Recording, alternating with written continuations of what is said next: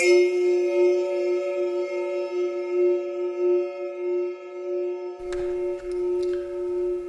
ถา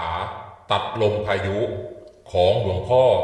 กล้วยวัดโคสิตารามสำหรับวิธีการสวดขณะท่องคาถานี้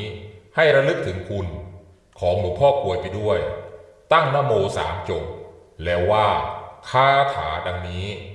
นะหันตวาเตสังอุปัตตะเว